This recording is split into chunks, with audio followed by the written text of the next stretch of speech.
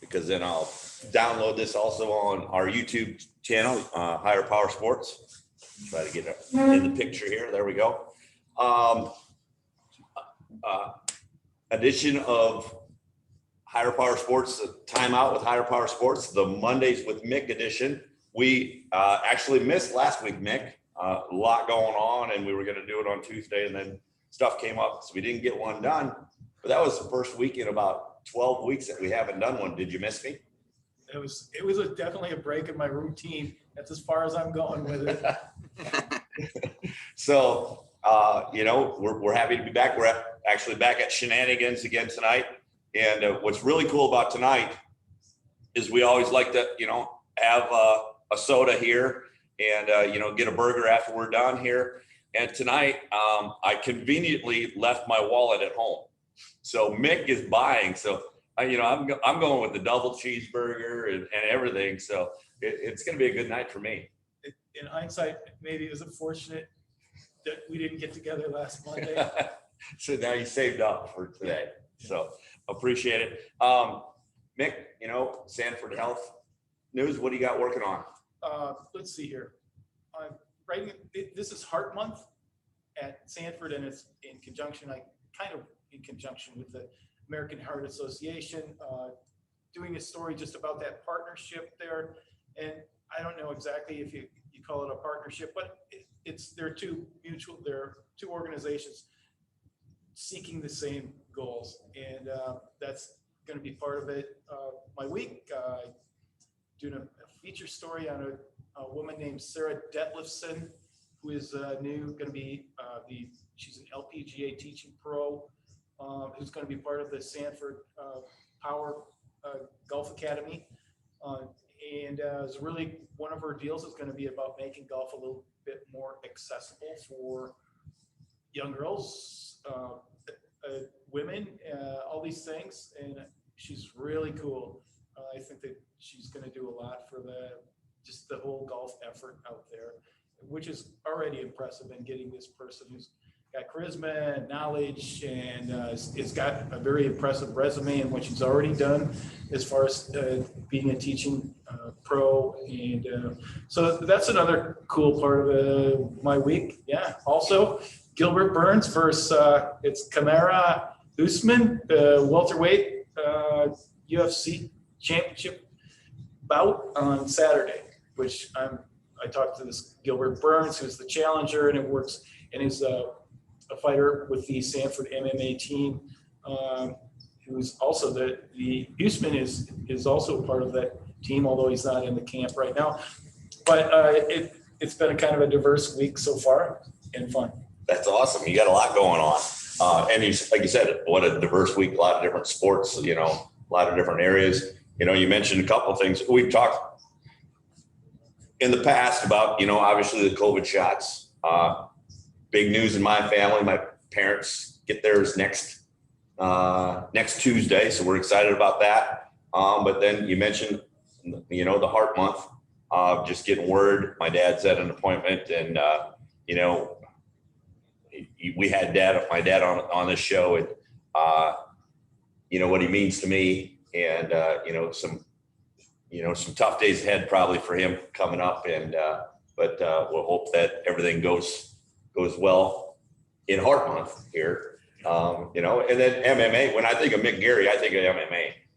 Just the way you walk into this place, I think MMA. I kind of go with the Conor McGregor walk, but it's, a lot of people would go, well, why in the hell is Sanford involved in this? And the answer to that is that, okay, this is a sport. It's going to be a sport whether Sanford's involved or not. Let's do it the right way. Let's figure out ways where we can keep this sport as healthy as it possibly can be. And that would be the answer to that question, which would, for some people on the surface, be sort of a head scratcher. But it's interesting because I didn't know anything about it, but I've got to talk to some of these fighters over the last couple of years, and very compelling stuff. And they're athletes. They're not thugs. They think a lot about why they're doing what they're doing, and it's very compelling. I wouldn't do it myself, nor would I recommend that my children are involved in it, at least not until they get up to about 15 years old. But That's awesome. So Mick, we have two guests today, which is awesome. And, we're the last time actually we had the show 2 weeks ago. We're just coming. I talked about, the news of losing Manny, Christopher, and, that was difficult when I was talking about 2 weeks ago. And obviously 2 weeks has gone by and it's still difficult. So we're going to talk to a couple guys about Manny and share some stories. Incredible person. But first, before we get to the stories, let's meet our guests. Let's start with Coach Simple real quick. Coach Simple, you're the head football coach at Dakota Wesleyan. Obviously, nobody was talking about Coach Simple today at Dakota Wesleyan. Right. But, last week you had a big week. Yeah, last week was signing day for us, and Tim and Mick, thanks for asking me to be on. Hopefully your viewers don't go down after they find out I was on the show. But signing day is always an exciting week for coaches, and I think it's exciting for the new players and the new families, and it's just kind of that next step for a lot of these kids and for our coaching staff, and really looking at our team and saying, okay, what do we have? What needs do we have to fill? And, who do we think is going to be able to do that for us? And so on signing day, which was last Wednesday, we announced 39 commitments. We've actually added a couple since then. So we're at 41 right now, which is really, really good. I think we have about 75 guys on campus right now, returning guys. And so, be over that 110 mark next fall with a good group of kids. And so, I thought we did a really good job kind of balancing out our class. On signing day, we had 20 defensive players and 19 on offense. And so it doesn't get much more even than that. And, our coaches did an unbelievable job recruiting. I mean, there was a lot of challenges with COVID and visiting, no camps over the summer, things like that. And one guy I wanted to mention in particular, I've mentioned him every time, but Coach Foster, our linebackers coach, and now our defensive coordinator, is going to be moving into that role. He did just an unbelievable job in Nebraska. I think 14 out of our 41 kids are out of the state of Nebraska. 19 of them are from South Dakota. So to have 33 out of 41, what I would consider local kids is a pretty good number for us. We got a couple kids out of Minnesota, and then we got into the Kansas City and then Missouri areas a little bit to kind of finish things off. But it was a hectic recruiting season. And obviously no kids on campus for quite a while, and without camps and things like that. Some kids didn't even have a senior season, or they're hoping to play, coming up here. And so trying to evaluate some of that stuff and project, based off of junior film or the eyeball test of coming to a game day visit and talking to them for a few minutes before a game or after a game. It was different, to say the least, but we got really lucky that we had a good group coming back. I mean, we only graduated 7 seniors, so we didn't have a big class that we really needed. And so, the timing, if COVID was going to happen in a recruiting year, I guess it was great for us to have it at this time and not need as big a group and have quite a few commitments even, early in the recruiting cycle and, during the season. Awesome.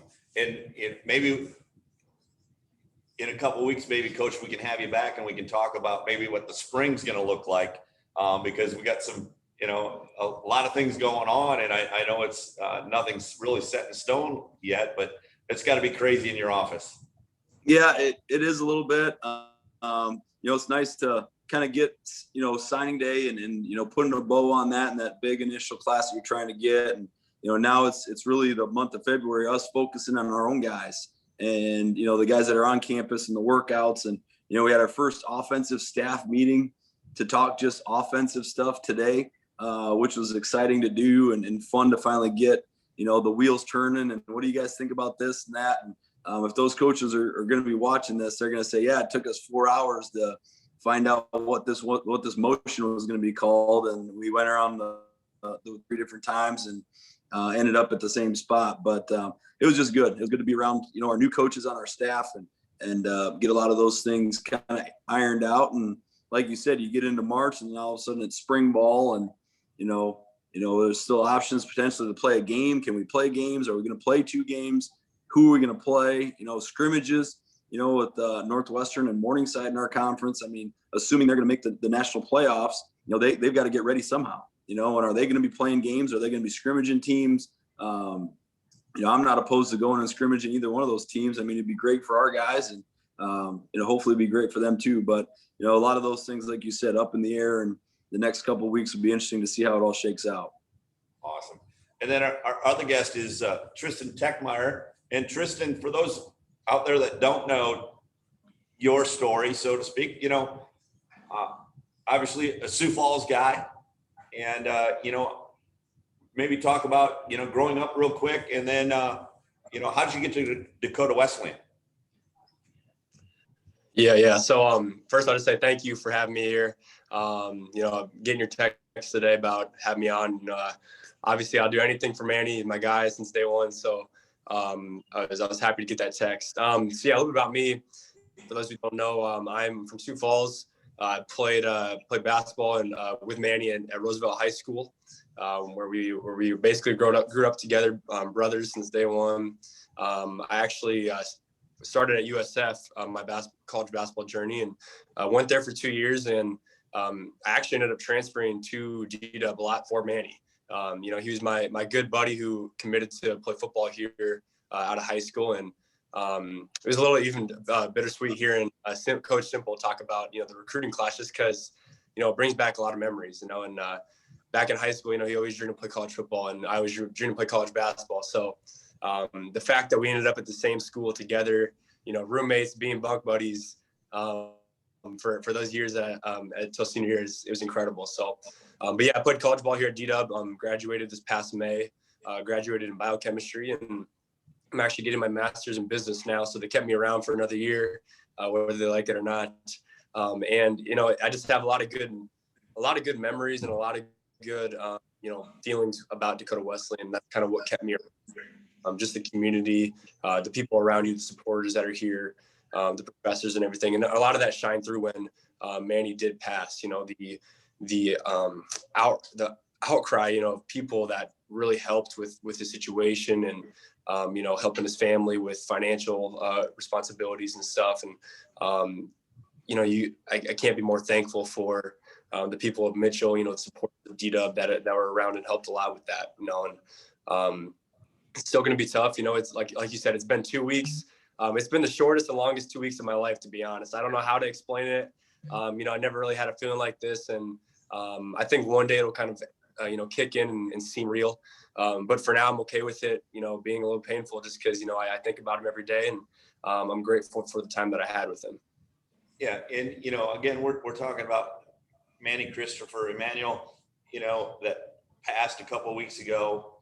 And let's maybe talk about, give it, a lot of people watching this know Manny, but for those that don't know Manny, maybe we'll start with you, Coach. Maybe, a little story, or a little, what was Manny like? Yeah. So I have a couple, 2 of my probably favorite stories. And I've actually, when we found out the news, we had our guys were lifting Monday morning, and I told them this same story Monday morning. And it's actually one of my favorite stories about Manny was, so during fall camp, I think Manny had to be probably a sophomore. He was still an underclassman. And we had a big potluck in fall camp. So about a week in, we have all the parents and family members, supporters, the whole team is there. And Manny was always, I have at that time, my youngest son and daughter, they were, probably, 4 and 6 at that time. So they're pretty young. And Manny always went out of his way, to say hi to those 2.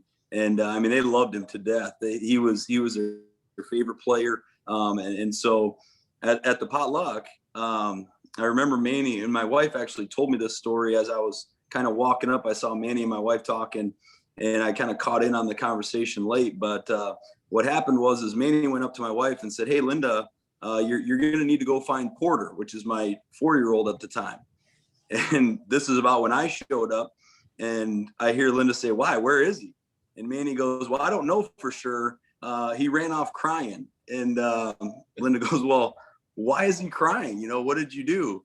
And he goes, well, I just told him I was going to take him home with me, and he couldn't go home with you guys. And so now he's balling somewhere, and you're going to have to go find him. And he goes, I'm really sorry about that, by the way. But it's just he was so genuine with, you know, he was concerned that, you know, he made him cry or whatever. But, you know, he was just always messing with him. And obviously Porter being that age. But ever since then, I mean, that's the first person, you know, Porter or Charlie looked for at a game, whether it was coming out of the locker room at halftime, you know, after a game. If my kids didn't find him first, he found them first. You know what I mean? And that was how he always was. It wasn't a forced thing. I mean, there's times at practice where Charlie and Porter would be out at practice, and, you know, of course, Manny's during practice, you know, whatever he can do to draw attention somewhere else. I mean, oh, hey, Porter, Charlie, like, we're stopping the whole practice just so that, and what am I supposed to do? You know what I mean? He's waving at my kids, so I can't really, and he knew that, you know what I mean? He knew that I couldn't do anything about it. And so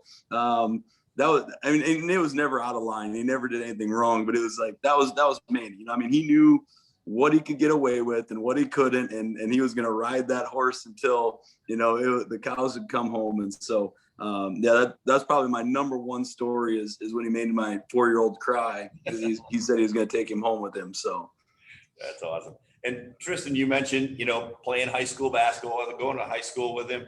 You know, at what age did you guys, you know, start to become friends or that? And then how did that relationship kind of evolve into, you know, like you said, one of the reasons you went to D-Dub is because Manny was there. Yeah. So we started, you know, we got to know each other around middle school time. You know, we started becoming best friends, almost kind of forced, because our freshman year of high school, so we lived pretty close by, and my mom somehow knew his parents or something, and, you know, they kind of got close, and I was kind of forced to pick him up for school every morning, you know, every single day of high school. So we had a basketball practice at about 5:30 a.m. or so.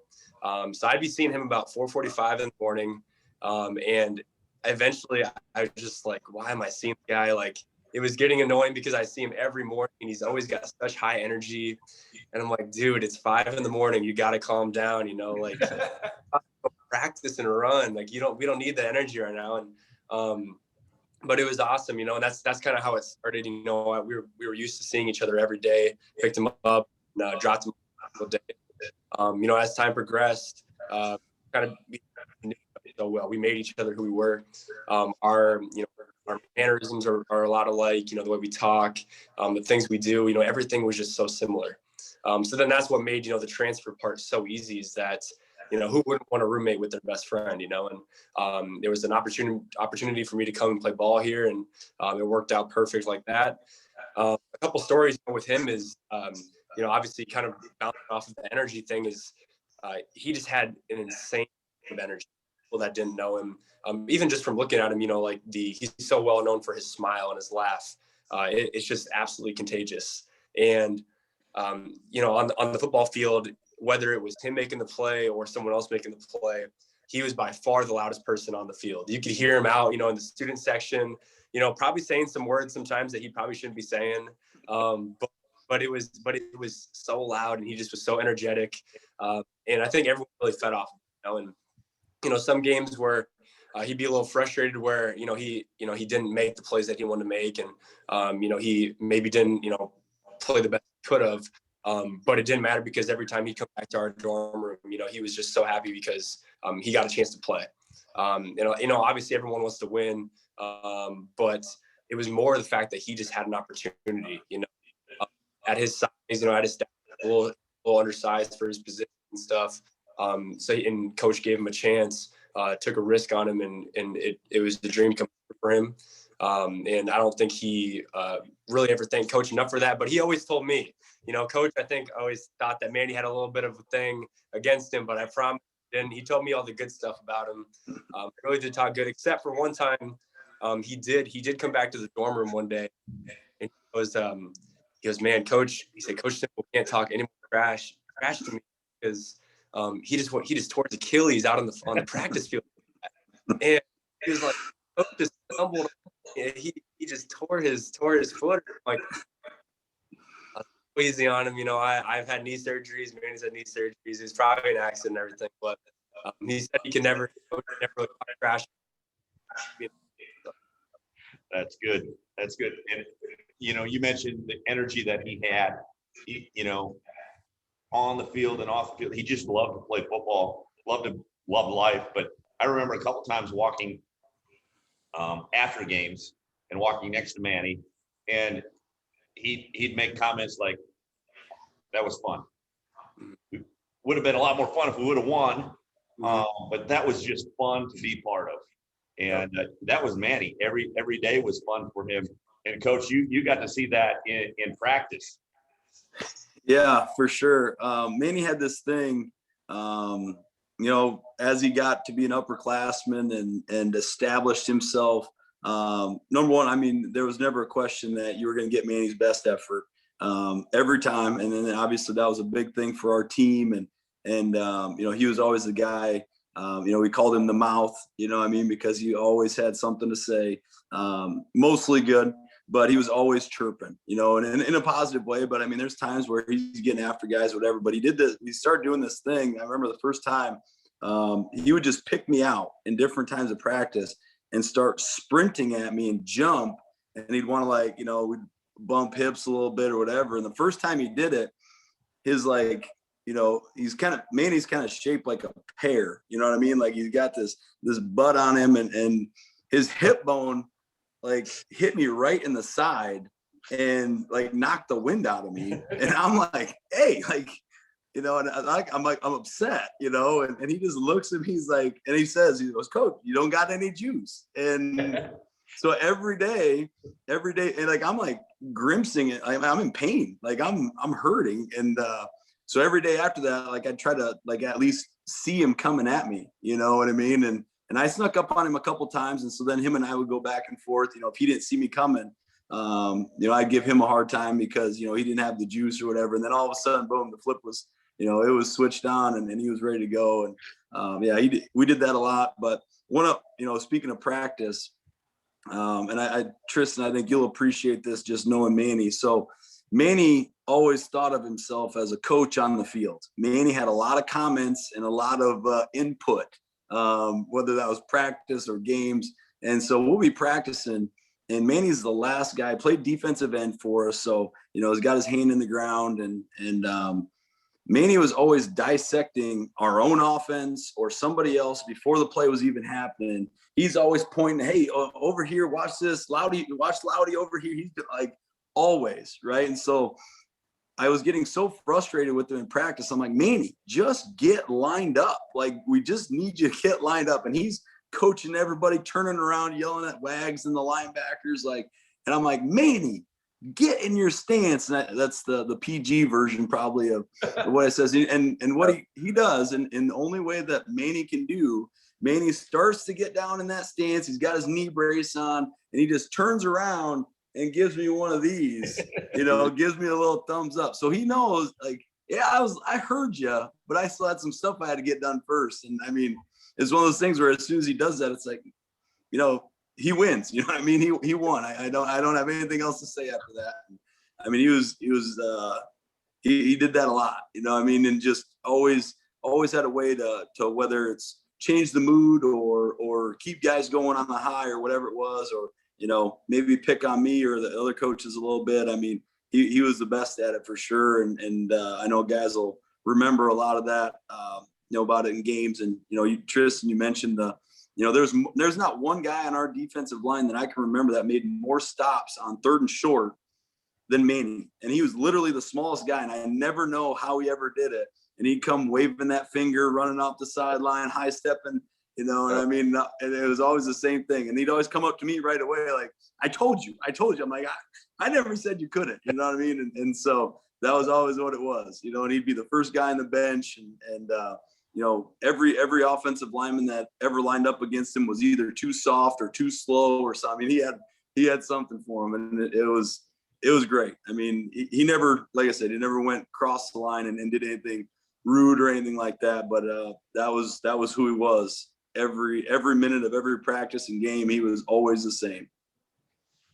Tristan, you mentioned picking him up at 5 a.m. and that energy, did that carry over in college in the dorm life? Obviously college athletes, if they're not at class or at practice, they like to sleep a lot, but did he have that energy all the time? Yeah. So, I think, I truly think the man there's no one like him that will ever be built like him. He fit he was on this go mode that he would consider that, that would just never stop. He was always constantly going, his energy was always high, even just thinking about in the dorm room when we were, I roomed with a couple of basketball guys, and we would always challenge him to playing some video games like 2K, or something like that. And, he honestly was terrible at video games. He was a terrible player, but like coach said, his confidence was just unreal. He thought he could be anybody and anything. And, I mentioned it kind of at my speech at his visitation this past weekend that, he really thought that he'd be starting point guard at DW if it wasn't for football. He thought he was so good. He thought he was LeBron James if you really wanted to be. And, a lot of times that would put fear in, the person that he's standing in front of. I remember a couple of times he'd go up to like Nick Harden or Ty Hoagland this past year, and he would tell him, he's like, I'd beat you one-on-one. It's as simple as that. And see a little bit in like Nick and Ty's eyes, like, can this guy really beat me? Like, they're thinking like it scares them a little bit. And but that's just the kind of guy he was, man. I'm telling you, he's so special, such a special guy, and there'll be no one that ever is like him. And as far as the thing with coach thing that you were talking about, he never took anything to heart. He would always, get yelled at, or, he'd get scolded, or, he'd lose a game or something. He would take it and he'd find a way to use that and, make good out of it. And that's one of the biggest things that he taught me, is just, kind of taking that negative energy and making something positive out of it. And a lot of times, even in high school, when we played basketball, his junior year of high school, not many people knew this, but he was our starting 2 guard. I think he probably averaged about 10 points a game, was just a gritty player, diving on the floor, same kind of guy that he was in football. And then his senior year, he didn't play as much. But man, he was still a presence on the bench there. And, everyone still knew him, for never giving up, always giving his positive energy and everything. And I just think it's irreplaceable. And I'm so appreciative of it. Yeah, I'd go to the beat up men's basketball games, and I'd see Manny in the student section there, and he'd run over to me and go, Coach, go tell Wills I'm ready. Yep. Yep. He's either air dribbling or acting like he's going to shoot the 3. But yep. I mean, like you said, I almost believed that he was ready. Yep. Yeah, but a lot of the times he was wearing my jersey, because he bought one of my jerseys from Coach Wilbs. And when I actually went down and tore my ACL meniscus this past year, there was no number 2 anymore. And, he's like, hey, Coach, I got a jersey. He had the number 2. So if he needed to fill in for me, the 6'6" to 5'10" is a little bit of a difference, but we play the same way. We play the same way. I'm diving on the floor just like him. So, and he's probably a little bit better of a shooter than I was. He could shoot the ball. He never taught me that. But no, yeah, he was always ready. That's great. Coach, as you look back on your time with Manny and, obviously the last couple of weeks, what are some of the qualities that you appreciate and maybe the time that you got to spend with him? Yeah, I think the one thing that, has been mentioned quite often is obviously his energy, his personality, his outgoing, way of doing things. But the one thing that I really appreciated, among other things, but the one thing that kind of really stood out to me in talking to a lot of our guys and hearing some stories was how open he was with the younger players. You know what I mean? And Manny was never concerned about, like you said, playing time or whatever. And he deserved every ounce of playing time he ever got, and, became a starter and all those things. But he never was threatened by a younger player or somebody that was maybe bigger or taller that was on our own team. He was always coaching guys up. He was always helping guys out. He was holding them accountable if they needed that. But it was also the one-on-one conversations that he had with guys that maybe weren't out in open. You know, I mean, it's easy to be a leader at practice or during games when things are going well, but it was those conversations he had one-on-one with guys, you know, after a study hall or sitting around after a meeting with a group of freshmen that he didn't need to meet with, but he did it because, you know, he knew that there was things that they were going through or they were going to need to learn, or things that maybe he had learned that, you know, he can pass down to them. And so the overall, you know, he was, when as a coach, and I'm going to use some coach terminology here, but I mean, you know, a program guy, you know, those guys that are willing to do whatever it takes for your team. And as coaches, you want to recruit those guys and you want to coach those guys. He was it, you know, anything for DW, you know, in general, not just football program, but DW in general. He was all about it, whether that was community service, whether that was, you know, the first day high fives, you know, the first day of school, we send all of our players out to elementary schools. And, you know, and my kids, when they started school, you know, they requested one player to be at LB Williams, and that was Manny, and Manny's got to be there. And I told him that, and, you know, I mean, and, you know, not that he did it for that reason, but, you know, I think it made him a little bit happy too, that those, you know, those kids recognize that. And he didn't take those things lightly. It wasn't just for show. It was a genuine caring that he had for people, for my own kids. I know for sure our players, our community. I mean, he was so genuine about it, that it was infectious. I mean, everybody that was around him, it was hard to be in a bad mood. It was hard to be down for very long, you know, with Manny, and that was who he was all the time.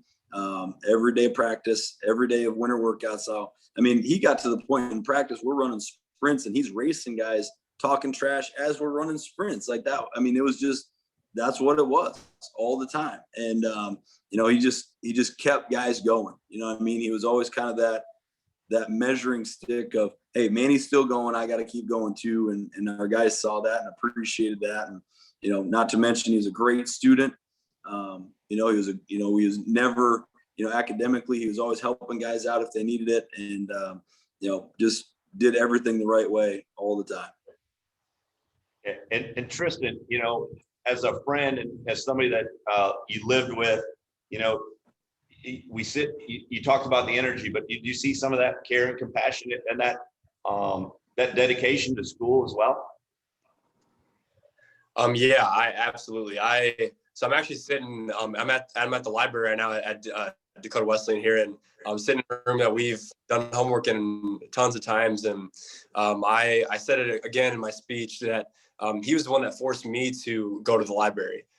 He was just so dedicated to his academics and stuff. And a lot of times I'd be like, man, you gotta chill out, you know, like things will come, you know, it's okay to get a B here every once in a while, you know, but no, he needed his grades perfect. And I don't know if it was because he really wanted that or if he knew his mom was going to get after him, because his mom was so on about his homework and stuff, but you know, it was just out of love, you know. And I think a lot of it comes just from you know, his background. You know, he came from Africa, and you know, didn't come from a whole lot, you know, and his parents are just, I think a perfect word for them would just be they're grinder. They absolutely grinded for everything here in America. You know, his dad is one of the most hardworking people I've met. And his mom is just so loving. And the same goes for his brothers and sister as well. And, you know, he just developed that kind of mindset that, you know, he's going to get what he wants, you know, whether it's, you know, trying to work as hard as he can or, you know, to any way that he can achieve it. He wanted to be the most successful person, you know, to ever live. And it's something that, you know, really rubbed off on me. And we always kind of pushed each other throughout college. And yeah, he ended up graduating in accounting and one of the toughest majors you can do. And we were actually getting our MBA together here this year. And, you know, so it's a little tough, you know, not seeing those discussion posts anymore, you know, and, you know, seeing his input and stuff. And, but I know he'd be there if he could, and things will get better and everything. But I wanted to add on to Coach what he said and about the energy and everything too, is that, a lot of that I think was just his love. You know, he loved more than anyone else in the world. He loved the little things. He loved just everything in general. He had so much love for the underclassmen, and, you know, love for teaching and helping other people, that it came off as energy. But I think it was a lot of love, you know, and he was just infectious with it. Yeah. And, you know, you mentioned a couple times the, you know, the prayer service that you were able to speak at, and, you know, maybe for those that, you know, again, don't know Manny or didn't know Manny very well, you mentioned, you know, he wasn't born here. Mhm. You know, his family is from Africa, and, you know, that whole dynamic, maybe shed some light on that, if you would. Yeah. Yep. Yeah. So, you know, Manny he was born in Kenya, and his family's actually from South Sudan. And yeah, they fled to Kenya, you know, as refugees, and came over to America when he was about 3 or so. His older brother Dennett actually played football at DW. So, you know, it was kind of in the roots. But yeah, he came over to America, you know, and you know, nothing was ever given to him. You know, he worked for everything in life. He always, you know, he knew that if he was going to be successful, he had to go grind, work, like I said. And, you know, a lot of that was brought on to me, you know, and that kind of came through during college, when, you know, I'd have my times after bad games and stuff with basketball where, you know, transitioning as a transfer is never easy. You know, I'm coming into a new league, new players. I kind of have to prove myself. And I had some tough games my junior year coming in. I really didn't play that much, you know, starting those few first games, and I would come back to my room and I'd be pissed. You know, I just was like, I don't know what's going on. You know, and I feel out of it and stuff. And he was the one that would get after me. I can remember a few times where I had a bad game, and I'd go into our bunk bed, and I would just turn the lights off, and he'd come in the room, turn my speaker on, turn my lights on, wake me up, just like, no, we're not going to bed angry, you know. And that was just, you know, it's some stuff that you can't make up. A lot of stuff you can't make up about him that are just very genuine. And that's just the kind of guy he was. And he was celebrated like that at his funeral, you know, and the reception, everything. It was a celebration, you know. It wasn't a mourning. It was a celebration of his life. Yeah. And then, you know, one of the most amazing things of the last couple of weeks, there's been a lot of amazing things, but when his mom got up at the funeral and spoke, Yep. I mean, I don't even know how to describe it, but she was so, you mentioned it, love. She loved Manny, Love. you know, anything, but she knew Manny was going to be all right because of her faith. And that love just filled that room. Yeah, incredible. It was incredible. Yeah, just hearing, you know, it's tough enough to, you know, go through a situation like that, you know, and for her to go up you know, in front of all of the people that Manny loved and loved Manny, you know, and she actually went up there and gave an incredible song, as well as a speech. And, you know, I can't physically imagine, you know, doing that for, you know, my son. It was hard enough as a brother and a best friend.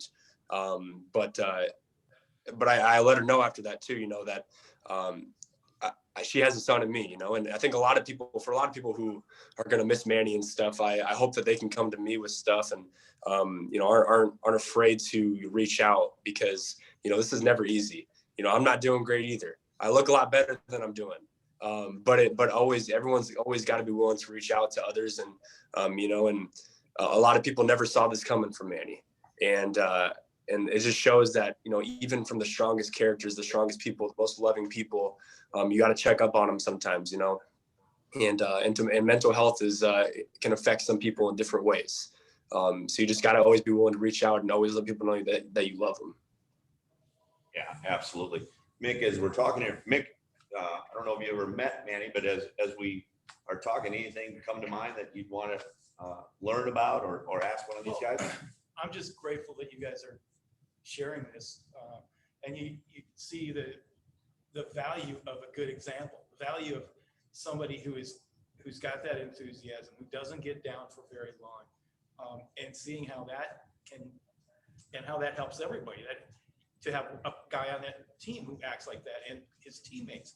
And then just on an individual basis and a coach player basis. And I'm just very grateful that you shared this with us. And, over the last couple of weeks, like I mentioned, there's been a lot of great things going on. Coach, you had an opportunity to, very difficult as a coach to have to do what you had to do. You address your team. And I mind to put you on the spot, but, that night where, you had to talk to your team, your guys. Many of them were his teammates, but some that had never met Manny because, that were freshmen, that had to be very difficult as a coach.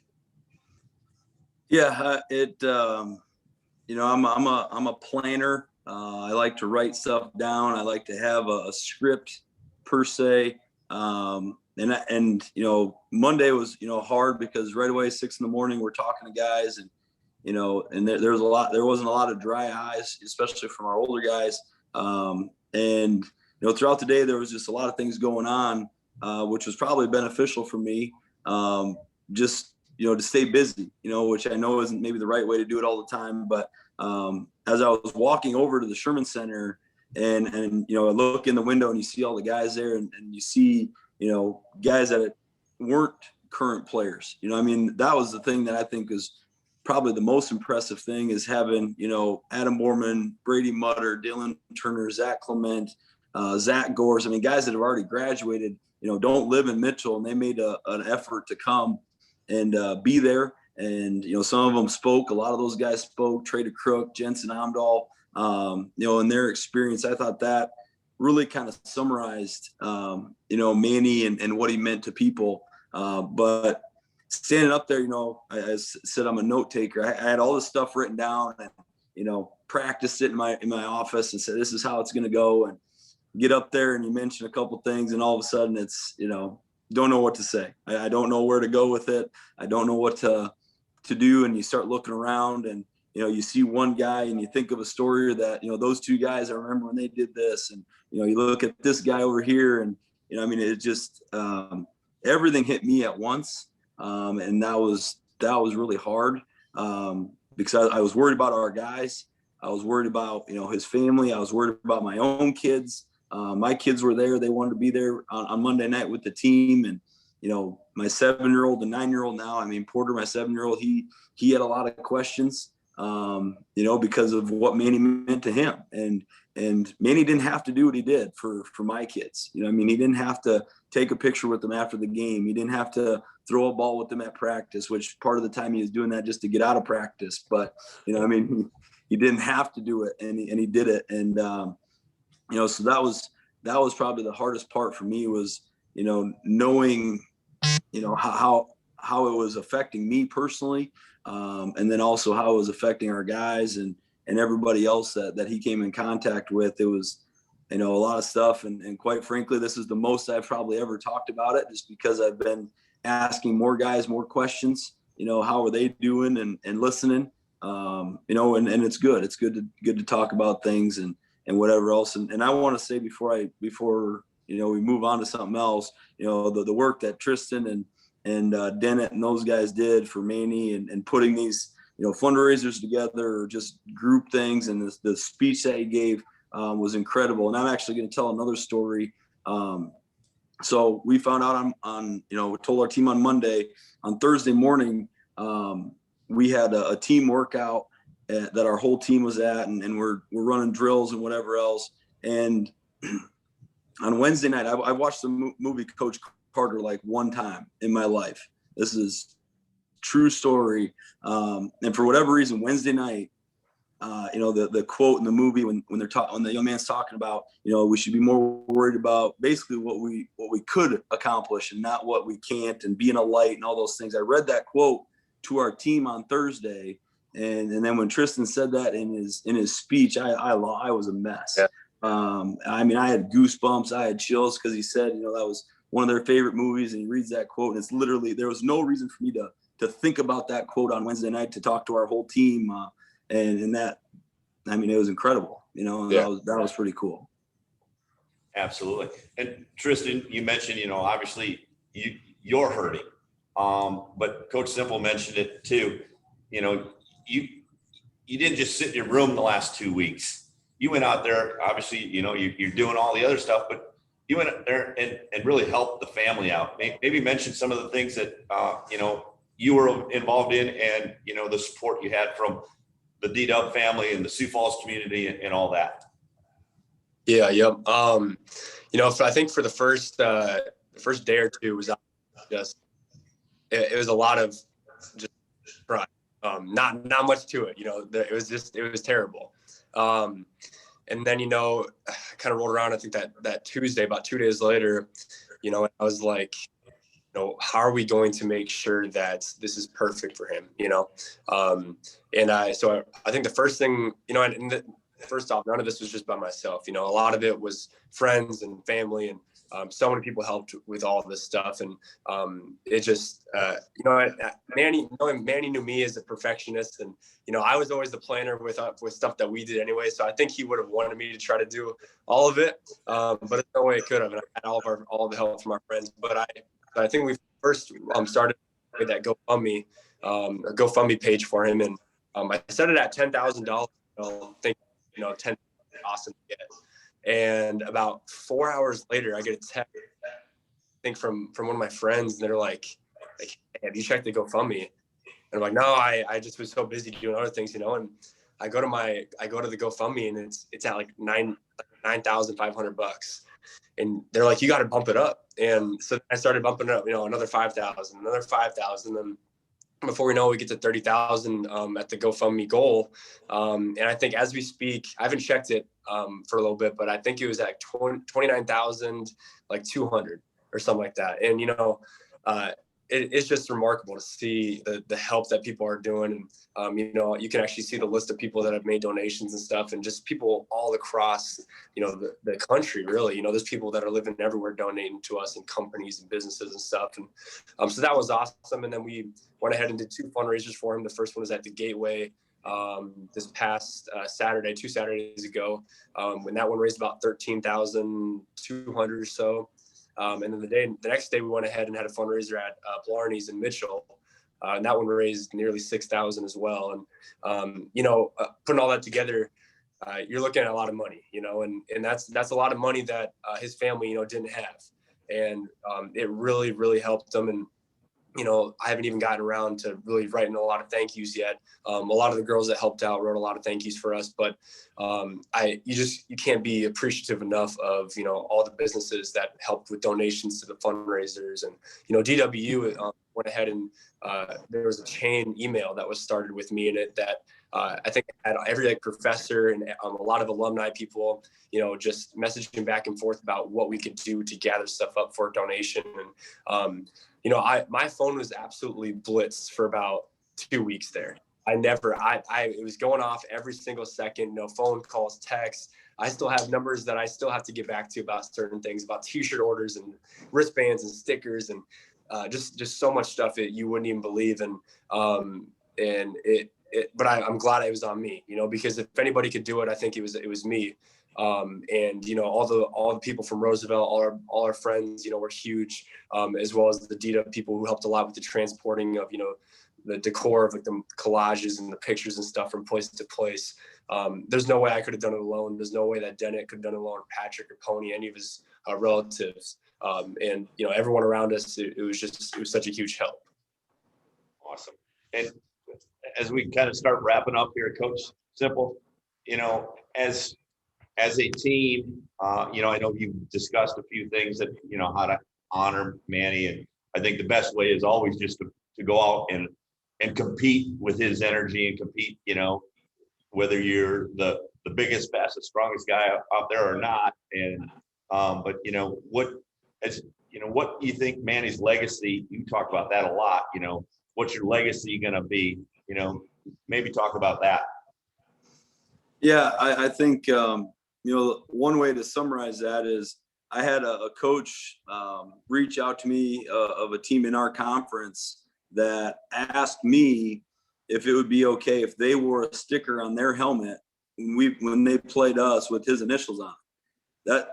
That doesn't happen. That's an opposing team that, and our guys, we've talked about wearing the stickers. We've talked about naming different awards after him. We talked about, retiring his jersey, and, we're going to get some things ironed out and organized that, we can always talk about him for a long time, but to have an opposing coach, a conference opponent that says, hey, we want to do this.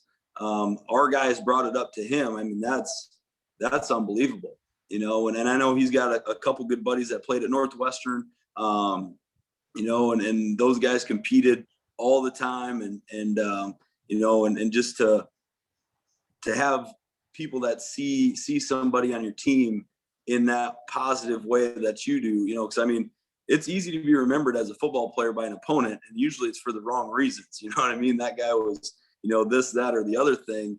Watch out for that guy, and that's not who Manny was. I mean, there's not a lot of opposing teams that are going to put somebody else's sticker, their initials on their helmet, and most of those guys have no firsthand experience with him outside of playing against him or watching him on film. And I thought that was, the best way that I can summarize in terms of leaving a legacy. We talk about it all the time, and we talk about a legacy. To me, means what do people say about you when you're not here?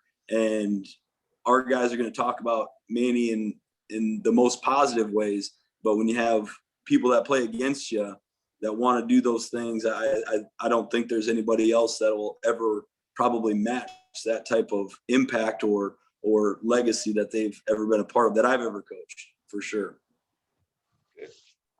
Tristan, tough question here for you. You mentioned, mental health issues and, being there for each other. I struggle a lot this last couple of weeks because I stand in front of the football team quite often, and I say, there's always somebody there for you, there's, be there for each other, things like that. As you look back, not so much what could have done, but, how can we help people in the future? Because I'm sure you've thought a lot about this, and, he wasn't the guy that was showing us anything. And, we can't beat ourselves up about it. We have to help each other through this. Yeah, it's been a tough thing to kind of come to terms. Just I was his guy. He always came to about his mental. He did have struggles with it, and but his big thing was, just putting on that brave face for other people. And, no one wants to, he didn't want that look of, the tough, football player, self-made dude that has mental health issues. No one wants that look. And that's something I've had to, kind of, I've struggled with that. I knew what was going on sometimes. And, I wish I would have, preached a little more about, reaching out to other people than just me. But you can't have regrets. But I think the thing that I would tell people now, and, I really hope that I can, kind of become a speaker one day for other people, that are going through what I'm going through, is that, you can't be afraid to talk about stuff. You can't. This is one of the guys that is the absolutely most loved guys on earth. And I think he knew that. It's just that, he had some stuff going on, man, and he really needed help. And to everyone that's struggling with stuff, I struggle with stuff every day. I'm so open about my mental health. Everyone has some sort of issue, and I embrace it. I have high anxiety, I have problems with, OCD and stuff. And, I think crazy things sometimes too. And, you just got to be open about it. And that was the one thing he wasn't open about, and wanted to talk about it. And to anybody that's listening or hears this, wherever it comes across me, you got someone in me that is willing to talk to you about anything. And that not just me, but a lot of other people too. Everyone is going through something. I promise you that. I promise you, no one's ever perfect. Be willing to confide in others and seek help, because, you're wanted on earth. You're wanted here. You're loved, and we don't want you to go anywhere. Awesome. Mick, as we wrap up, you got anything else for these guys? Just very grateful, guys, that you shared with us. Obviously, Manny was very fortunate to be a part of your lives too. Appreciate that. One thing, real quick story. Manny always, like we talked about, he always made you feel good. Whenever I speak to the Dakota Wesleyan football team on a Friday afternoon before a Saturday game, I'd give my little talk, and then another speaker would come in. And more often than not, when I was done and Manny was running off the field, whether he was running past me or I was a football field away from him, he'd raise up his helmet and he'd go, "Good job today, coach." And that's all he would say, unless I would have my O'Gorman ring on. He'd go, all good today, coach, except that ring. Yep. Yeah, Roosevelt owns 41st. I think that's a thing that'll never go away. You know, I love my OG boys. I love my OG basketball dudes, but no, Roosevelt owns 41st. That's awesome, Coach. As we wrap up, any last words as we go? No, like I said, I'd just like to reiterate how well done the last 2 weeks have went for. Just from the outside looking in, you know, I did very little to help out. But you know, what Tristan and Bennett and the family did and the outpouring of people, you know, that actually, I mean, that was really, it was humbling to see it. And it was also hard to see it because you also knew how many people Manny affected, which, you know, tears at your heartstrings quite often. But yeah, I mean, my wife is a counselor, and you know, it's one of those things too where, you know, I'm asking her about stuff and how do I help these guys out and how do I help me out, you know, and the amount of people that really spent a lot of time and did a tremendous job, I think is incredible, and they deserve a lot of credit, and they didn't do it for the credit. That's not why they were there, but you know, Tristan and you know, kind of coordinate things. Deserve a lot of credit for an unbelievable job that they did. And then and Manny, be proud of you for sure. You guys did a great job. Thank you. Thanks. And Tristan, as we wrap up, you know, whatever thoughts you might have. Yeah, I just want to say thank you for, you know, letting me on here and, you know, letting me voice on a bigger stage. You know, the more people that can hear Manny's story, hear the kind of guy he was, and, you know, learn from, you know, such a tragedy, it benefits, you know, the more that we can get that out there to people, you know, the better. Thank you guys for letting me be on here. Thank you, Coach, for, you know, being his guy, giving him the chance that he always dreamed of. I know he never said it to you, but he loved you. And, you know, he loved everyone around him. I'm thankful for the time I had with him, and I'm going to keep telling the story. Absolutely. And I think one thing that really sticks out, obviously, you know, the Roosevelt community has come together, the Sioux Falls community, Manny's family and that community has come together.